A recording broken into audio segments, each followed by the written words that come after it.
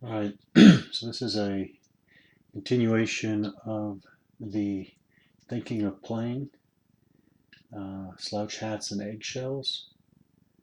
This is going to be more of a review of important and, well, not unique, but important rules. After having done a complete rules review. So this is the, well, first of all, I don't think I showed these event counters before. These are fully double-sized or quadruple size. The unit counters. You have your Axis event on top, your Allied event on the bottom. These are nice, very nice. Definitely no trouble reading these at all. Very nice. Labeled, A through R, Alpha through Romeo. Very nice, very, very nice. And like I mentioned before, when these events happen, like event E happens, transit through Turkey, which is in effect from the moment this is drawn until the end of the game, I believe. This one can be left out on the map board as a reminder. Similarly with event G or Golf, Free French Morale. This one can be left out because it should be in effect for the rest of the game. So as a reminder, you have those two. Yep. There's the Allied G event, Free French Morale, which corresponds to the reminder chit there. And similarly with the Axis event Echo, transit through Turkey, and then the reminder chit as well. Very nice components.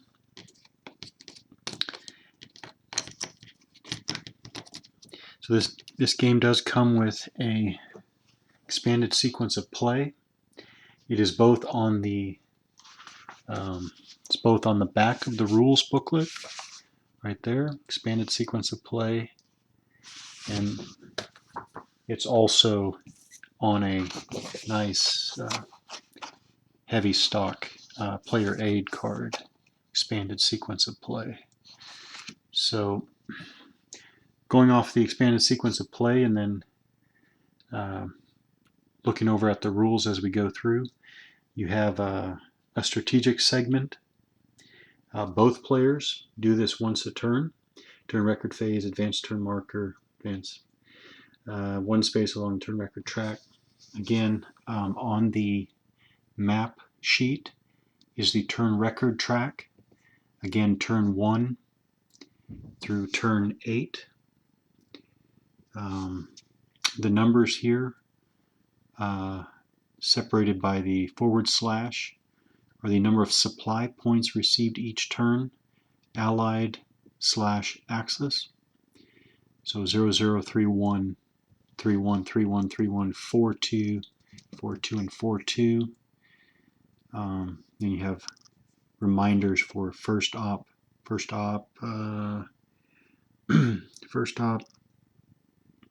operations segment and second operations segment. We'll go through that some more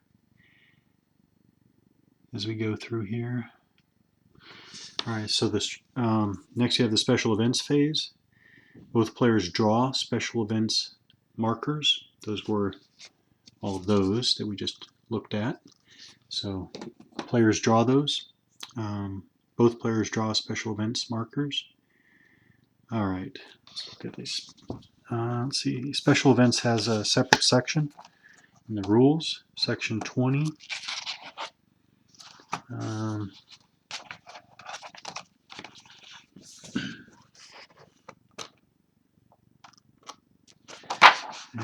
When special events apply.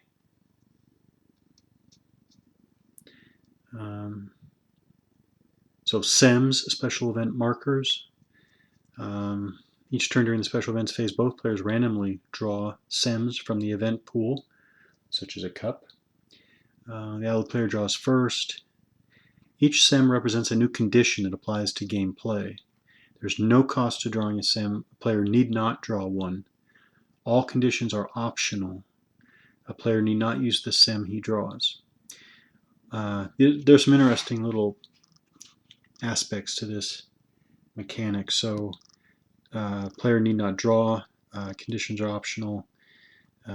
And they can be held. A player can hold a SEM until he desires to play it. Conceivably, this could be through the entire game. You keep these SEMs hidden from the opponent.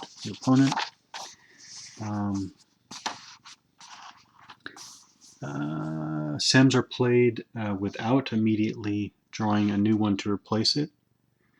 And a player could end a phase with none still in hand or held. A player can use as many SEMs as he holds as allowed by the sequence of play. Then there's a stipulation here for if both players want to play at the same time.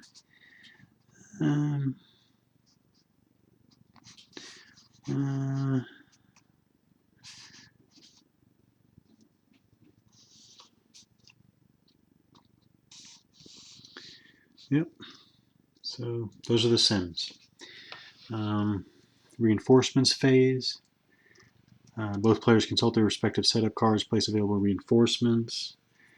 Players can choose to delay arrival of reinforcements.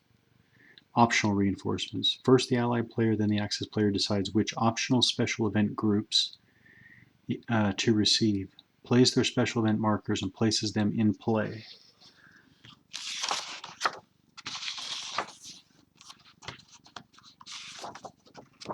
Five, four conditional entry groups.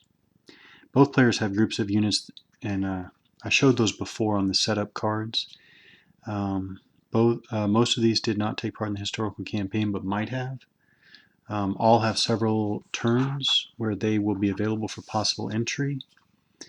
A conditional entry group can enter play only if made available by the play of special events, and only if the current turn is within the range indicated. A group cannot enter on turns outside that range. There's no limit to the number of eligible groups that can be chosen to enter on a turn, as long as they're eligible, obviously. Once in play, the group remains in play until the end of the scenario. Okay.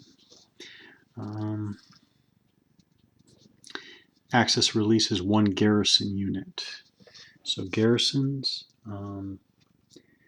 both players will place units as garrisons in certain specified locations under certain conditions until released. Only combat units can be garrison units. Anyways, this is interesting. In this game, it's kind of nice that the garrison units, as far as I can tell so far, you have the combat unit on one side, so a light infantry battalion, and then on the back is its garrison form. So you have a combat unit, basically a field force, and its garrison status.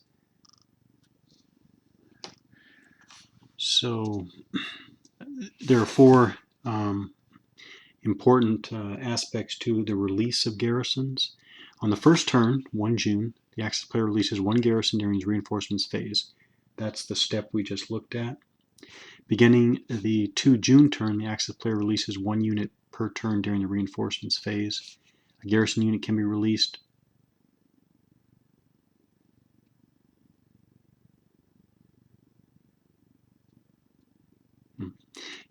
when an enemy. A garrison unit can be released when an enemy combat unit ends a game phase adjacent to it. Some units are released by play of special Axis events, Alpha, Bravo, or Foxtrot, or Allied event Charlie. So it's actually garrison units, and the release of garrisons is fairly simplified in this rule set as compared to Bloody Karen, for example. That's my impression anyways. This seems pretty easy, straightforward.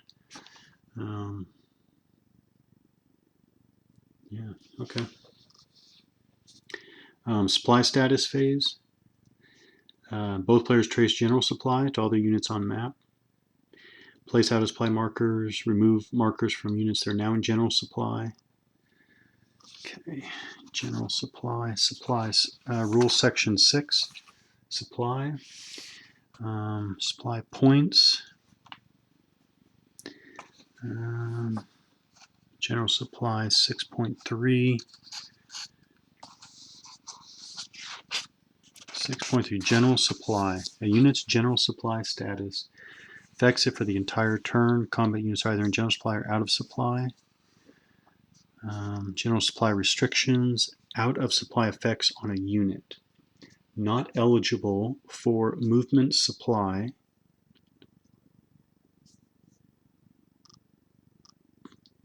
Okay. Not eligible for combat supply. No strategic movement.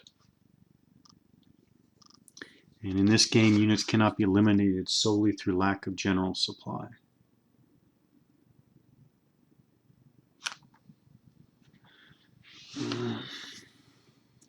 Both players provide movement supply to their ground and air units and remove the required supply points. 6.5. Movement supply is rule section 6.5. So during the supply status phase, each player, axis first, provides movement supply to his units which require it to move without penalty. Don't forget the movement eligibility chart on the player aid card showing the movement type, the rules reference, and motorized units yes, no, and non-motorized units yes, no, with a couple of notes on there as well. And then we have non-motorized units and non-combat units do not require movement supply. Effects of no movement supply. Okay, reduce the unit's movement allowance by half, retain fraction, cannot perform exploitation movement, and cannot perform strategic movement. And then emergency movement supply. All right. And then we go on to Charlie, step Charlie. Turn those air units put in movement supply from flown to active. Naval units become active. So, actually, I don't have any air units handy, but okay. Delta Allied units begin replacements procedure by having a receiving replacements marker placed on them. So replacements are handled differently for Axis and Allies. Replacements, rule section 15. General restrictions. Both players receive replacement points nearly every turn during the reinforcements phase. An RP is only infantry. All Axis RPs immediately convert to replacements units and are received as reinforcements in the grease holding box. So, for example, here is, the number 1 or 1st replacement infantry battalion as a unit. There are several of these. All Allied replacement points are received in Middle East holding box and are recorded immediately on the RP track. I think that's the RP track that they're talking about, even though there's not a zero spot.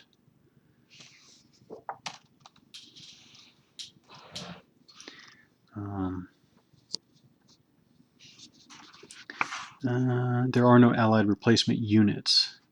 Vichy replacement units are used only on Vichy units. German replacement units are used only on German units. Allied RPs can be used only on any Allied nationality. Number of RPs received each turn varies. Okay. Okay. Okay, so the number of replacements for the Axis is listed there in the Greece holding box by turn, and the Allies have theirs. Says number received by the Allied players shown as reinforcements on the Allied setup card. Okay. Okay. So that's what they're talking about. 2 Allied RPs, 1 Allied RPs. Okay. Must be what they're referring to.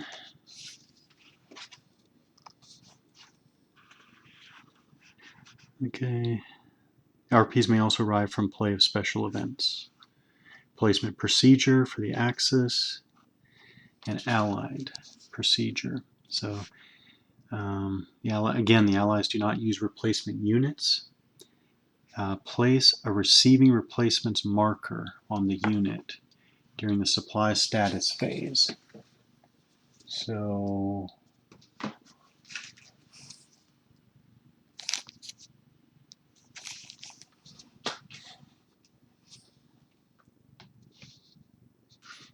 I saw these. There it is. There it is.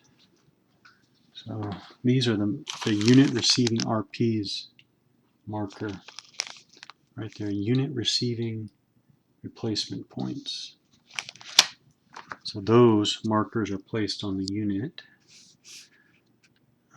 Remove the markers from eligible units during the administrative phase and reduce the Allied RPs marker on the VP track instead of VP track. That might be an error. It might mean reduce the Allied RPs marker on the RP track by points equal to those used. Unless, of course, they do mean that it affects the VP level. I'm not exactly sure about that. At first, I thought it might be supposed to be the RP track. I'm not sure about that. Allied units eligible if they can trace a supply route to the Middle East holding box. So the Middle East, there is a Middle East entry area in the center, bottom center left of the map, next to Haifa actually, next to Haifa.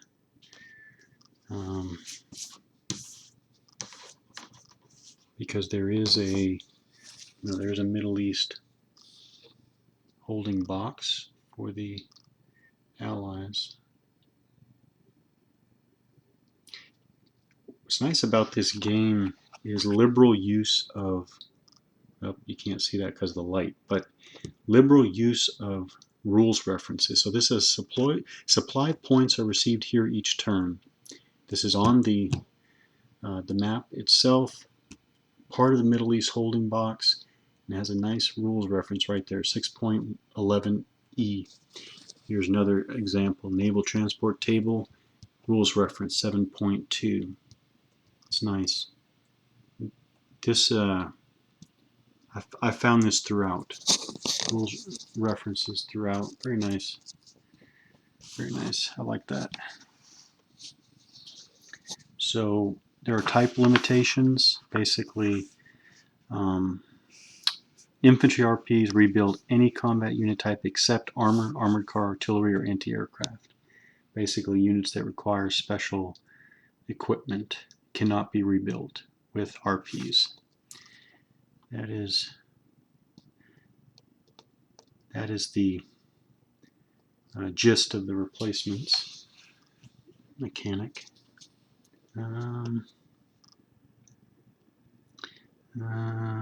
Yep. Then we go to 5, supply conversion phase. Change SPs to MSU. I think that's mobile supply unit. Status from supply dump or from supply dump status to MSU.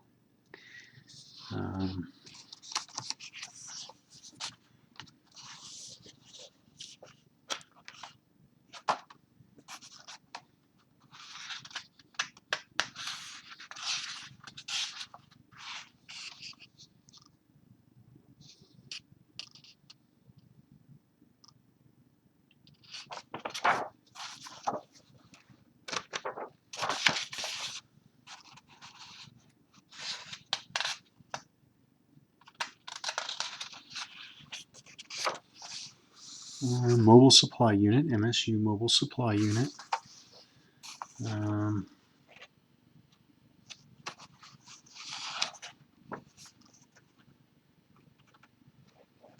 So under supply, supply points, supply dumps, and MSUs. An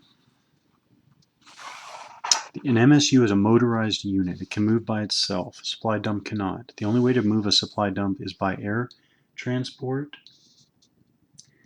naval transport, motor pool, or railroad.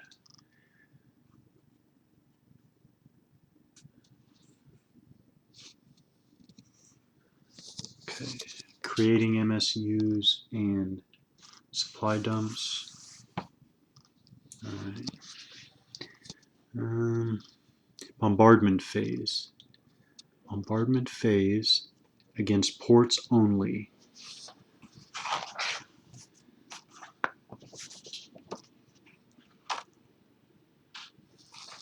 Okay, bombardment mission. Use bombardment to reduce enemy port capacity.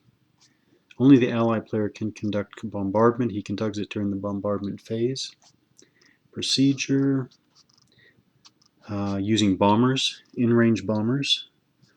And then use the bomber effectiveness table. Resolve the bombardment table separately for each air unit one at a time. Apply final results cumulatively. And then the effects on ports.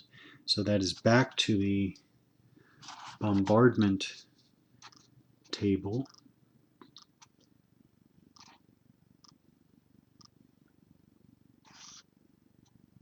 Okay, so bomber effectiveness table is for the variable strength bombers, and the bombardment table is for determining the number of levels the target port is reduced.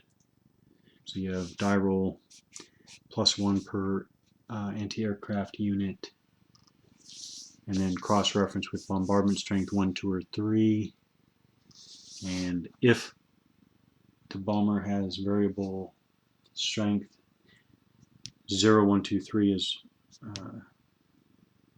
found out on the bomber effectiveness table. All right. So now we go to Bravo. The first Axis operation segment, transport phase. Air transport access only. The Axis player moves units by air from airfield to any friendly airfield. 7.1. Let's first take a look before we look at the rule real quick. Yeah, air and naval transport. But on the map,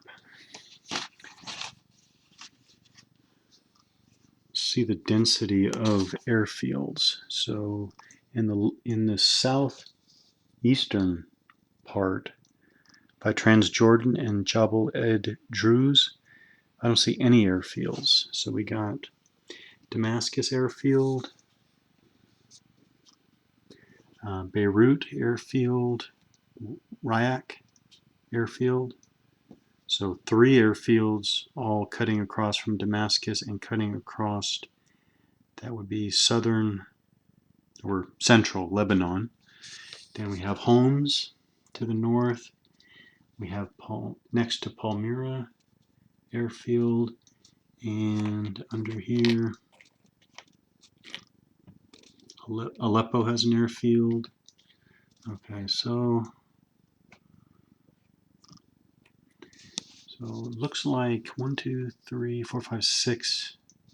Yeah, 6 main airfields. After doing a quick check, that would be relevant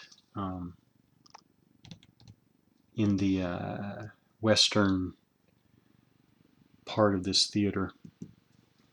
All right, so Axis player uses air transport. Again, the number there, as if I recall correctly, is the number of steps that the air transport unit can move. Only following ground units can be carried: infantry non-motorized, infantry replacement, and supply dump. All right. Naval transport. The Axis player moves units by sea from a port to any friendly port. Okay. Naval transport. That's next after air transport. Naval transport. Actually looks very similar to air transport. Naval transport results. Naval transport table results. A for arrives, D for delayed, SD. The SP is lost. A combat unit or infantry replacement is delayed.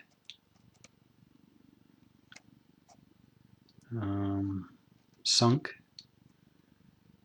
And again, that's found on the naval transport table of the player aid card. Die roll, looks like 1 die 6, 3 die roll modifiers to apply, and there are the results.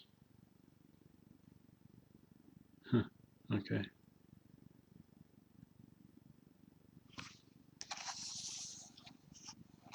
All right.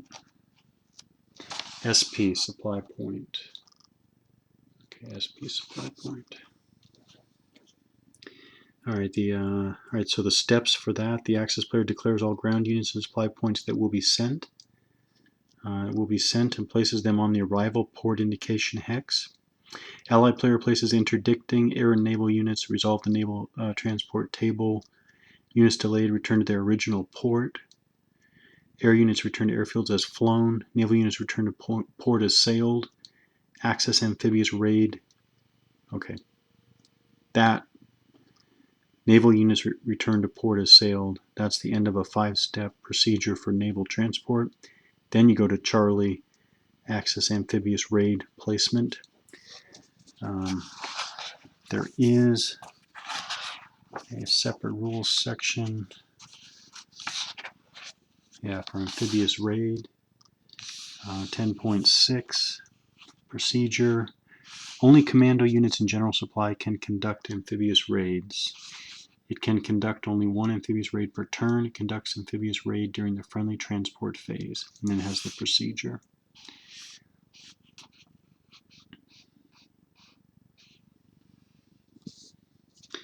Okay, so there's the Axis amphibious raid placement step. Then go on to the second part of the first Axis operations segment, movement phase. First we have emergency supply. The Axis player moves all, some or none of his ground units as he desires within the restrictions of the rules of movement. Units can conduct rail movement and strategic movement and can use motor pool.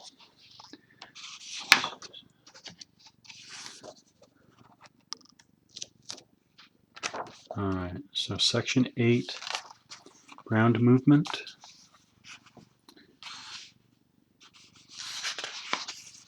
Okay.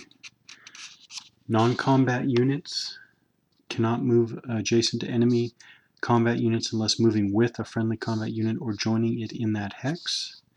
Sock effects on movement, terrain effects on movement. Okay, so under terrain effects on movement, I noted those hexes only partially covered with swamp or lava terrain are still passable. Treat them according to the other terrain in the hex. Swamp or lava hex side is always impassable. Those hexes only partially covered are still passable, but hex sides, swamp or lava, are always impassable. Armor and armored car units are prohibited from entering mountain hexes unless moving along the path of a road or trail. That sounds familiar. Again, I've mentioned this before, there are 3 classes of roads: main, minor, and trail. And remember that trail cannot be used as supply road. Now, with respect to bridges, wherever main road or minor road crosses a river hex side, there is a bridge. Okay, so actually a lot of them have the graphic showing bridge, bridge, bridge, bridge, bridge, bridge. Okay, so actually I'm seeing the graphic in every case. Actually, I don't see any missing bridge graphics. So yeah, so there are no bridges where trails cross rivers. Like here is a good example. You have a primary road, yes, a primary road or major road, main road, main road crossing the river here, which is at a bridge, and there is a bridge graphic. This trail crosses the river there, but this would not be considered bridged. So trails crossing rivers are not considered bridged. Here again, you have example. The main road crosses here with the graphic bridge. Here, the trail crosses the river, not bridged. And that's all I noted for normal ground movement.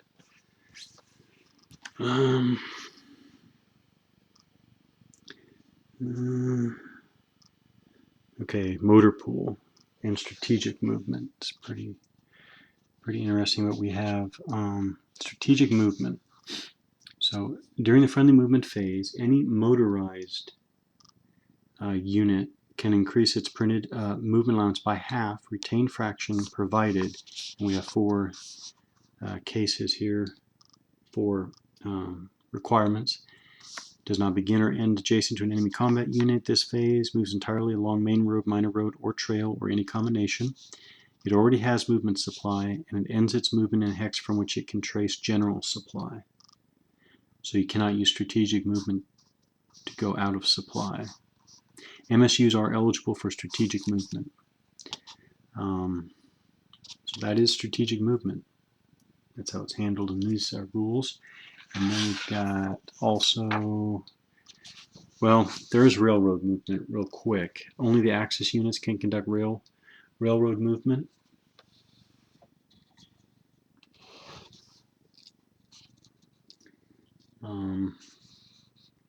During his movement phase, the Axis player can transport up to 2 stacking points of any type of ground unit anywhere along the railroad, so long as no units transported enter or leave enemy zone of control. And each hex can trace a line of contiguous active railroad hexes back to the north edge of the map.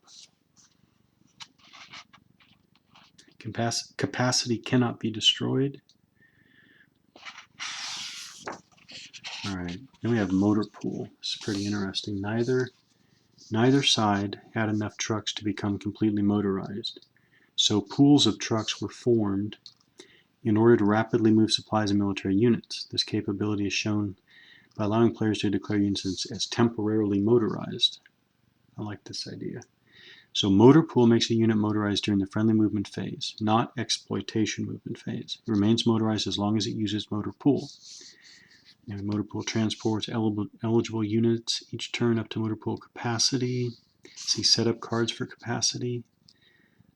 Each capacity point carries 1 stacking point of eligible combat units or 1 supply point. Cannot carry motorized units. Capacity cannot be lost in combat. So eligible units are non-motorized and supply dumps. And Axis motor pool increases a ground unit's, okay, so this is a distinction here. Axis motor pool increases a ground unit's movement allowance to 5. Allied motor pool increases a unit's movement allowance to 7. And a unit using motor pool cannot use both its regular movement allowance and motor pool in the same phase. And while we're at it, there's also infiltration movement. There is infiltration movement. So when starting the movement phase, not exploitation phase, in an enemy ZOC, zone of control, an eligible unit can enter directly adjacent unoccupied hex covered by enemy ZOC by the same or any other enemy unit by spending its entire movement allowance. It then stops movement for the rest of that phase. So these are eligible units. Armor, Vichy, not eligible. Armored Car Reconnaissance Commando, and any Australian unit except artillery. The 2 Indian Mountain units. An MSU is also eligible if accompanying any of the above eligible units. Okay. Air transfer. The Axis player moves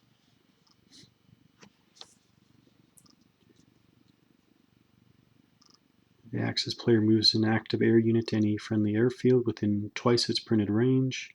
That doesn't seem that that's at all going to be a consideration in this game. And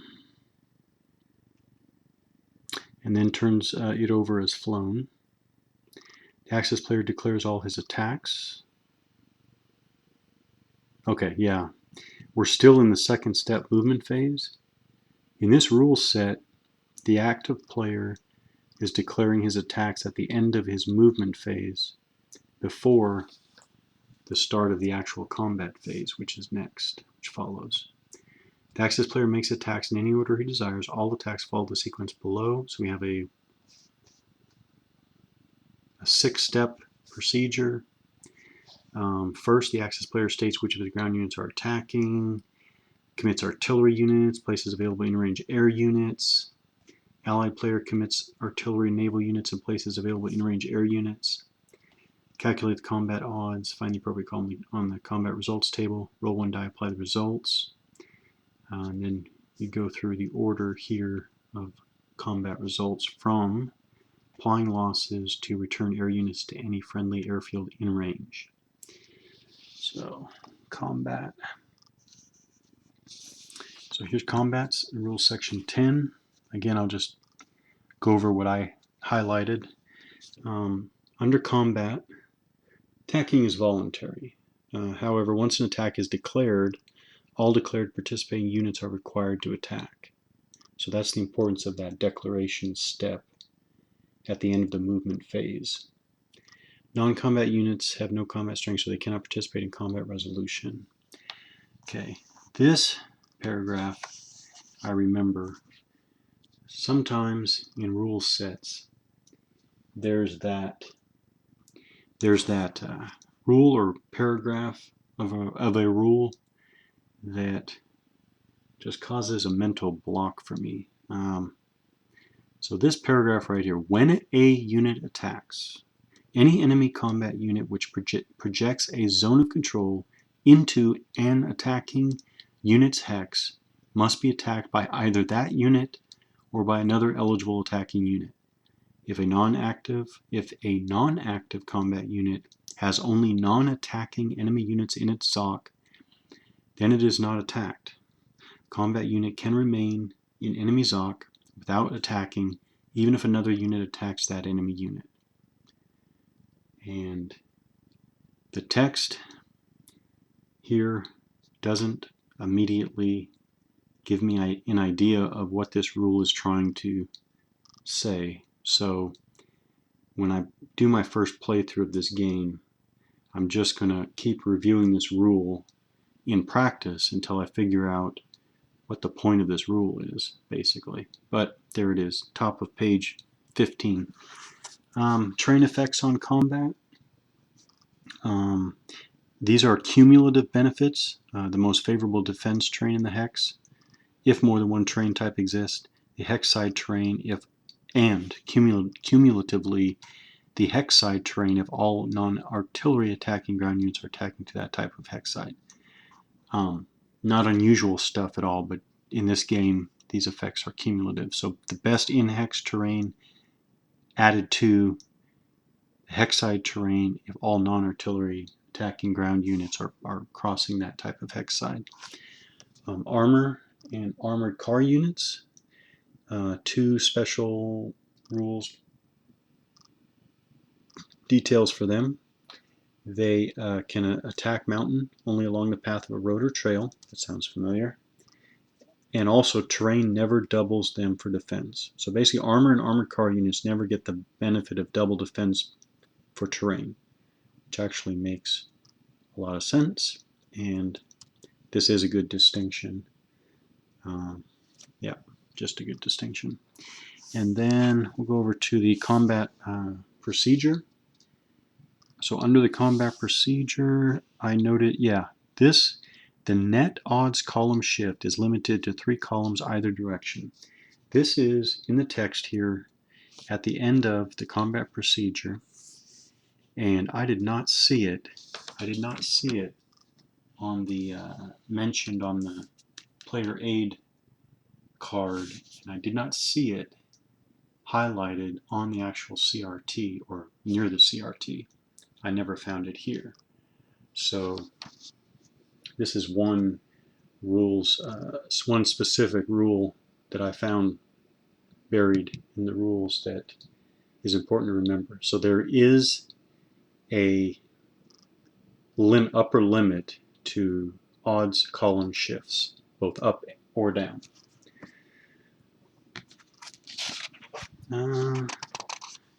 Light units have a very special and very important,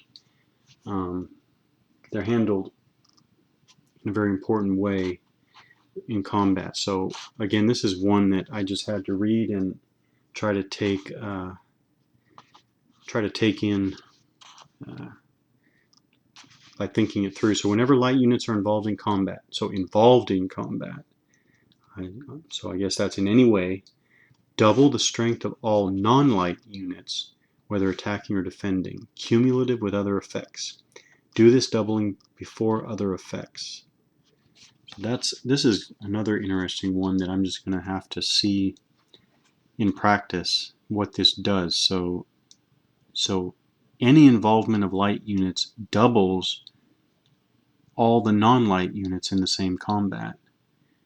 So that's going to be interesting. I mean, that seems to be high. That seems to ramp up the possibility for higher than normal odds columns, which presumably are going to bring on higher possibility for losses. I have to see that in practice. While I'm here, I'll talk about artillery, because that's the next section. Section 11, after combat, is artillery. And just to say again, I guess there's only possibly 1 artillery unit in this whole game. I did see it. Wherever it went, I did see it. Yeah, there's 1.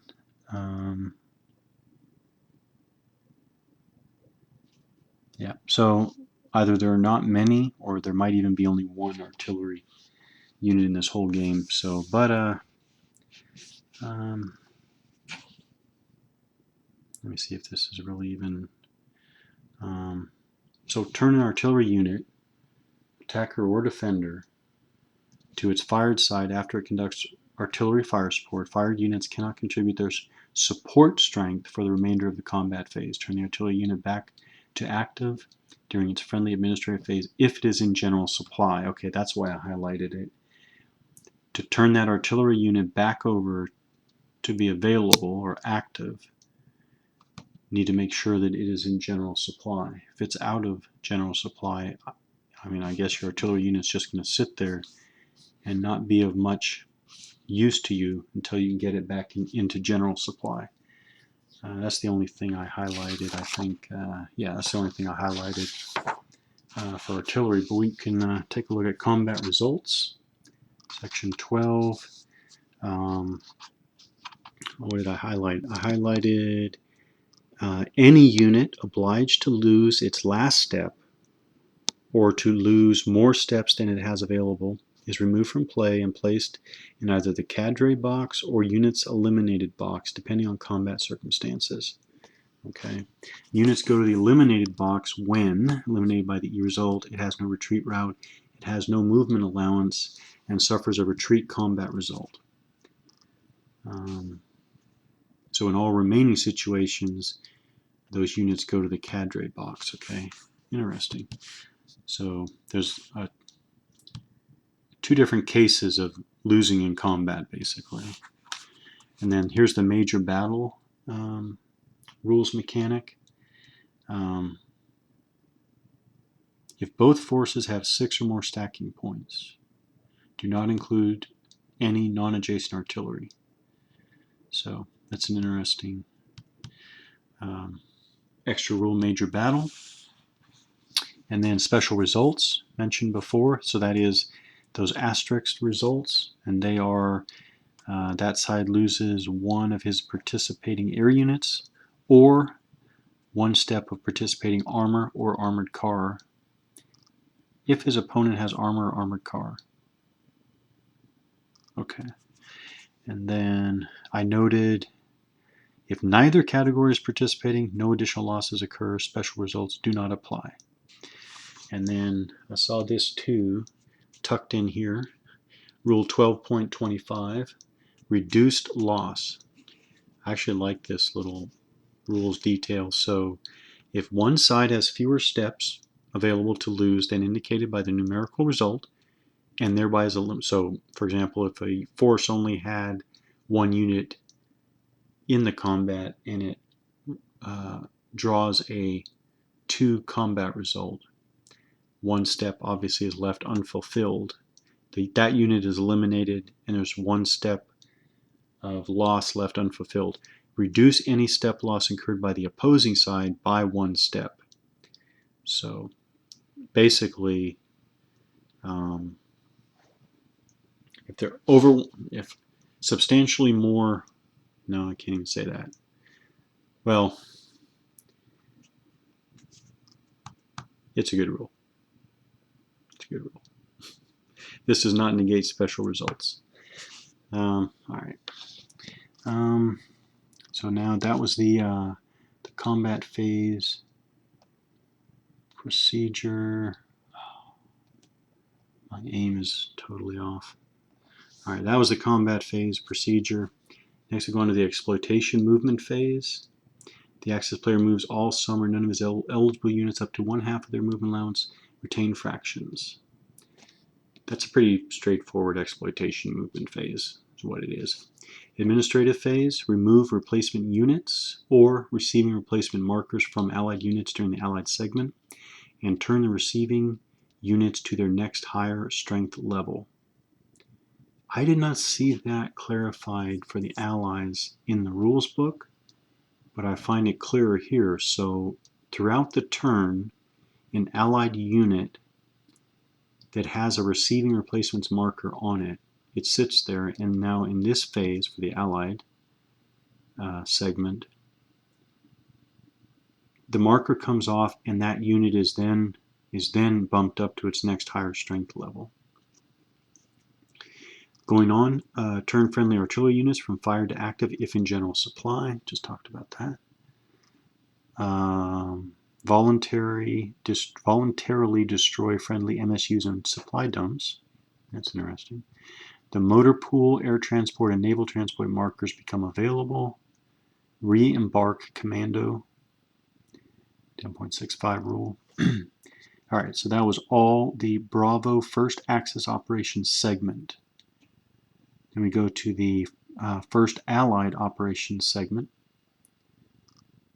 Well, this is why the turns are going to be fairly substantial. When I said before that the entire normal historical game lasts 6 turns, which made me think that these turns have to be fairly substantial. They are substantial because each side is getting 2 complete operations segments. So you have an Axis first, an Allied first, then you have an interoperational segment, which includes supply conversion phase.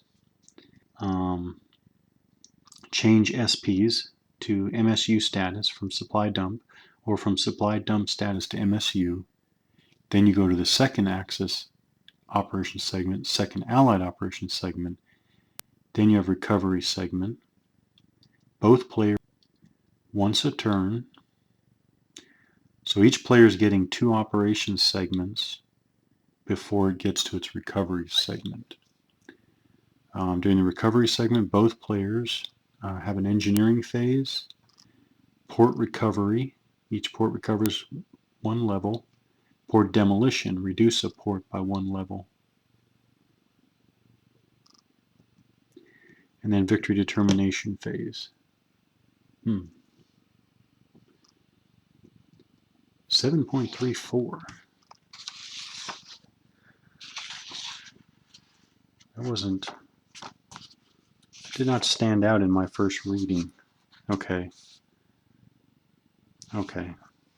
So air transport, naval transport, already covered. Ports, 7.3. Okay, so ports, port capacity, bombardment, port recovery.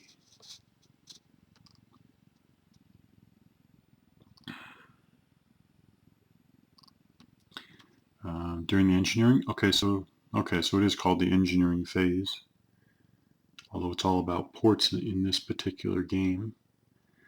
Automatically increase a friendly port's capacity 1 to the maximum allowed on those tracks. These must be the tracks, I'm assuming. So like Haifa port level, Beirut port level, Tripoli port level, Latakia port level.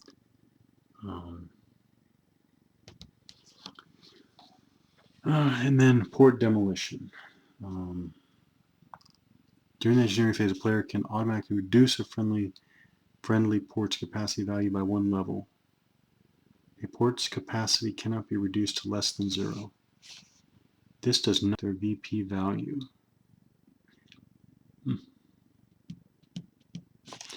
Alright, so that really was the expanded sequence of play, just noting that you have a strategic segment once that starts the turn out. Then you go through an Axis and an Allied first operation segments, one after the other. Then you have this interoperational segment. Most importantly is supply conversion in this game. Then you have a second Axis and second Allied operation segments, one after the other. Then a recovery segment, which includes or wraps up with the victory determination phase. And key in this game is checking for Vichy surrender. So I think just to wrap this one up, make sure I actually hit all of the rules highlights that I wanted to. Yeah, so in this game, weather is assumed to be dry throughout. It's not affected by special events. Stacking points is basically 7 stacking points per hex. It's not basically, it is a flat 7 per hex stacking points. Okay, we do have these yellow Nozok units. For a moment, I was looking for this band. I actually thought the band was something else. I thought the band would be thought the band would be across the unit, probably across the center of the unit as a background. So I was looking, infantry unit,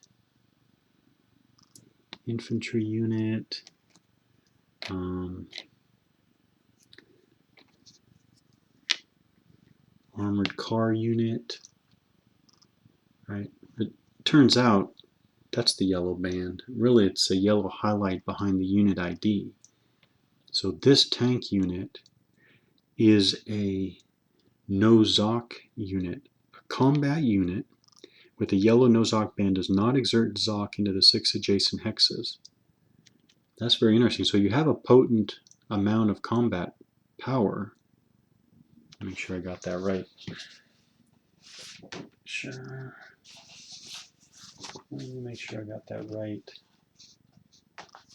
Yeah. So it's interesting because you have a potent amount of combat power there, but the unit as a whole does not exert a zoc. It's just interesting. It controls only the hex it occupies. If at least one combat unit hex does not have the no-zoc band, then even those combat units in that hex with the no-zoc band now exert zoc. Okay, so you put the no-zoc unit, in this case this tank unit, with a normal non-yellow band unit, like this infantry battalion, you put them together in a zoc. Now they both do exert a zoc.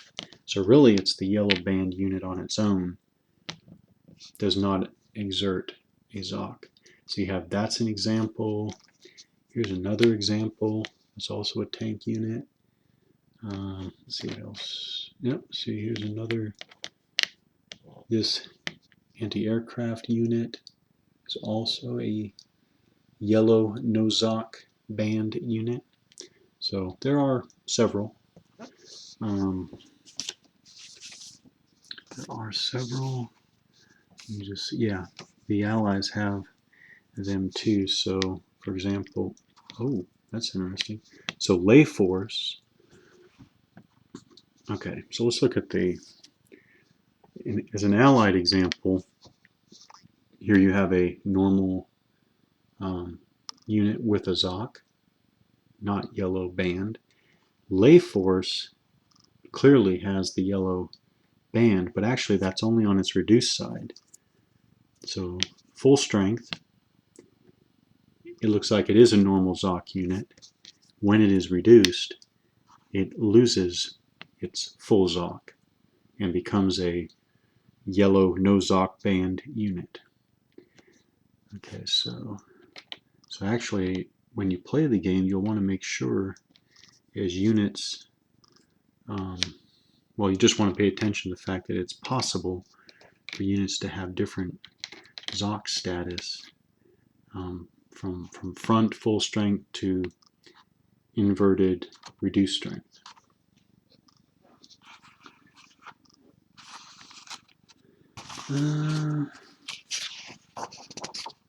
Talked about the way the garrison units are released.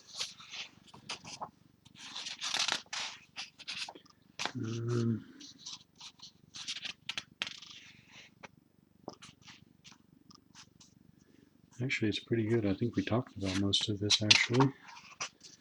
Well, it's pretty good.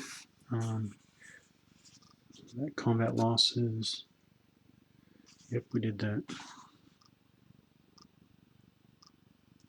Okay, so retreats. Didn't talk about retreats. The only thing I highlighted was right here under retreats.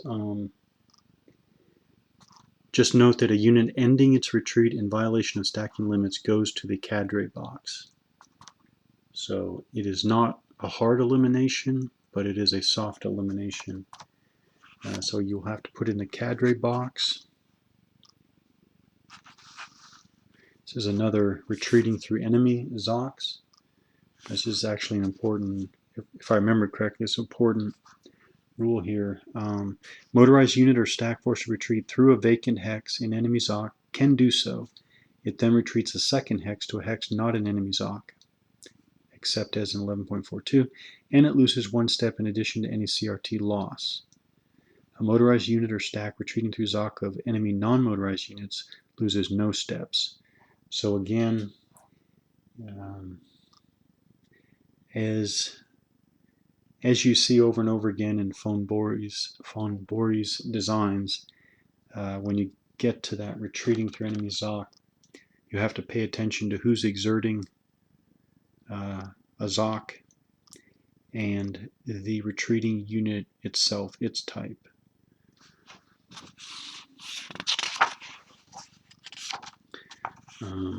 Air units. Air units are kept on friendly airfields whenever not in use. Each airfield printed on the game map can hold up to 2 air units. We already looked at those, so about a half a dozen key airports. Oh, and the capacity for the holding boxes is printed on the, so the Iraq holding box has airfield capacity of 1. So those ones are printed right on the holding boxes.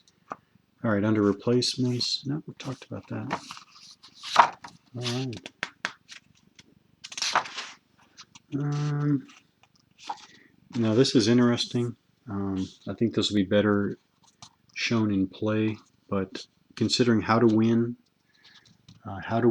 victory points, there are sudden victory conditions, but key to how to win is Vichy surrender. And it looks like the allied player can spend VP to resolve on the Vichy surrender table. He can resolve it only once per turn. He spends VPs for DRMs for the table. We looked at that before. The Vichy surrender table there on the player aid card. Oh, and then the Axis player can do the same. So both sides can spend VPs for die roll modifiers before rolling on that table. Yeah. So just how victory points are used. If the allied player spends 2 VPs, he receives a +1 die roll modifier for the die roll this turn and all future turns. Additional DRMs can be obtained at the same cost. Each DRM is cumulative with others obtained earlier. Record this total on the VP track. That sounds like an interesting mechanic, but I want to see it in practice. But it's an interesting way to do it. Alright, so that looks like the initial rules review. Yep. Alright.